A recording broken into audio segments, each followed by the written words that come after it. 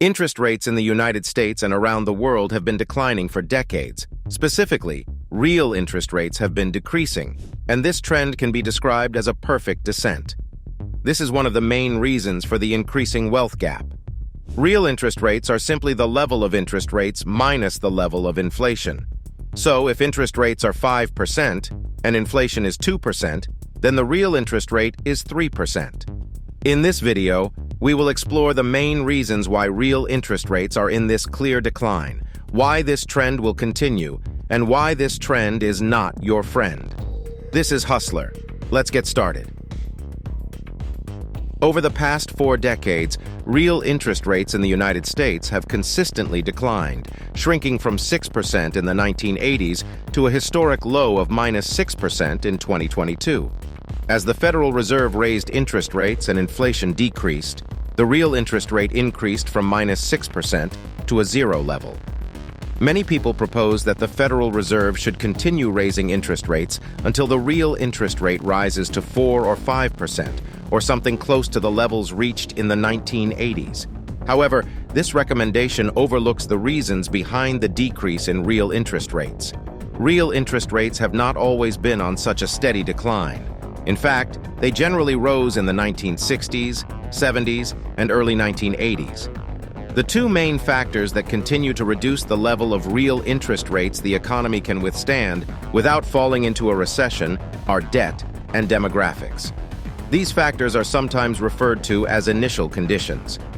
The reason the economy fell into a recession in 2008 with a real interest rate of only 3% compared to the real interest rate of 5% before the 1990 recession is due to changes in these initial conditions. Demographics, in this case, refer to the level of population growth in the working age group between 25 and 64 years old. In the 1960s, 70s, and early 1980s, when real interest rates generally rose, the growth rate of the working age population increased. The percentage growth of this age group rose from 0.5% in the 1960s to over 2% in the early 1980s. Why is such growth in the working age population so important? The level of consumer spending follows a very predictable pattern with age. As you get older and go through your 30s, 40s, and 50s, you, on average, spend more, which positively impacts the economy.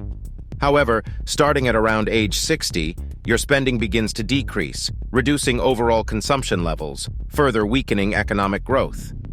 Even more crucial is how the spending pattern on housing and automobiles changes, what I call the engine of economic growth.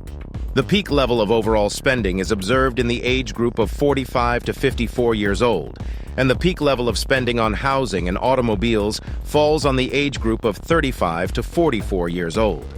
Therefore, with a decrease in the growth rate of the working age population, there is less natural demand for housing and automobiles, which means less need for production, construction, and overall employment in sectors involved in manufacturing, transportation, and servicing these critically important products of the economy. Now, I've been talking about natural demand for a specific reason. When the working age population starts to decrease and the economy feels the negative impact of this natural process, there is a strong incentive to artificially boost consumption of these high-powered goods, as it is highly beneficial for the overall economy. The way to artificially increase demand for these sectors is by lowering interest rates and easing access to borrowing, which brings us to the issue of indebtedness.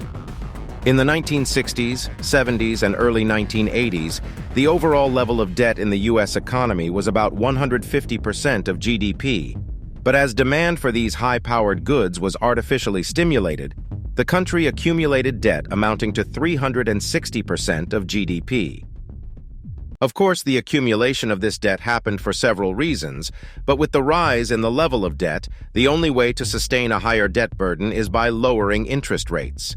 Hence, there is a very close connection between the decline in demographics and the artificial stimulation of the cyclical economy through increased debt, and then the economy cannot sustain higher interest rates, leading to the steady decline we see in the chart of real interest rates. So when we hear people saying that real interest rates are not high enough and compare them to the 1980s, we should consider and understand the difference in initial conditions.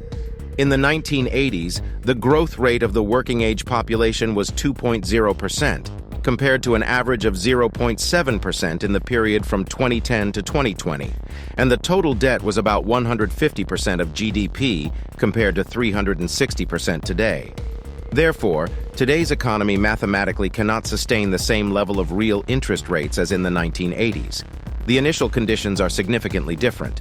Over the next 10-15 years, it is expected that the growth of the working-age population will be only about 0.2% on average, compared to 0.7% in the 2010s, due to the expansion of social welfare programs, increasing levels of student and credit debt. We know with practical certainty that the level of debt over the next 10 years will be higher than in the past 10 years. Unfavorable demographic conditions will put pressure on the demand for housing and automobiles, leading to a significant weakness in the economy if real interest rates continue to decline. So this trend will continue, and real interest rates will keep decreasing over time until the economy unloads its debt burden because the demographic picture is more or less assured. The economy needs at least a positive level of real interest rates to function properly. Therefore, this trend may not necessarily be your friend over the next decades. In the US, over the next few decades, there is expected to be a moderate rise in the working-age population, around 0.2 or 0.3% annually over the next 30 years, totaling about 6%, which is not very strong, but Europe, Japan, and China will see a complete decline in the working-age population during the same period. All the issues laid out for the US will be significantly worse in other major countries, but that's a topic for another video. Share your thoughts in the comments and let me know if you agree with my position. This has been Hustler. See you next time.